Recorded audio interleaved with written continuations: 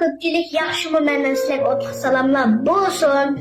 Bugun men bir mo'yin mazmun ep keldim. Oldi bilan menga mushu yuraklaringlar besib meni qo'shib deb endi anlamay.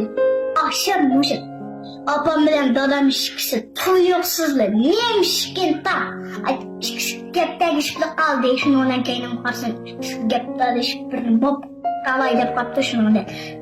Küçük vakadaki arlaşmayı çoğula kaldı. Aldım karab tartışırken yüzü verdim. Hemen boldu o ki talışış. Şununla aldım karab tartışırken yazsam şununla dedim. Ha bopta senin rast. Ben bu şey öğlen çık gidip dükkanımdan alsam bolas. Öyle işini yapıp çıktı gitti. Şununla dedim çık gitken diken mumanka tırpan kıldı da yapam.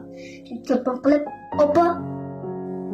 Ben uyda çizdiğim kanıdı. Könlüme yarım bir gönlümden kitime etmem diyenti. Nim boldu balam nim boldu. Kıldı mı? Diyenti yok diyenti. Ufdu mu? Yok diyenti.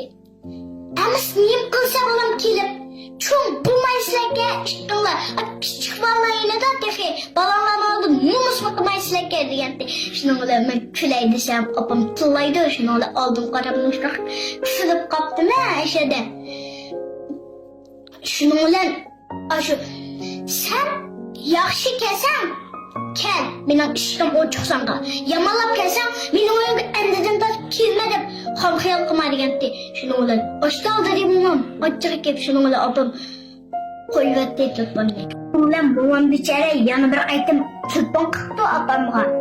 Balam bo'lganlikni tushunmaydigandi. Telefon qilib opam tarbiya qildi.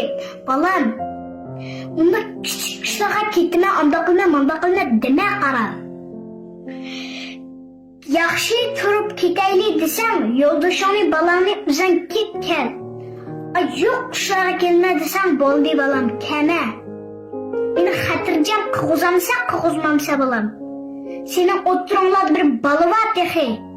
Deganda shuni bilan opam ma'qul opa deb ketmidi. El turmushda bu kızның apısının rolü yaman mo'lim kejimini açta o'ylab qoldim. Tunugungi vaqtda momam bo'ldi balam osh yeni kagina uch so'qishi eversizlar kekin dedi. Degan bo'lsa opam ketib bo'ladi. Meni momam hargiz undaq demaydi.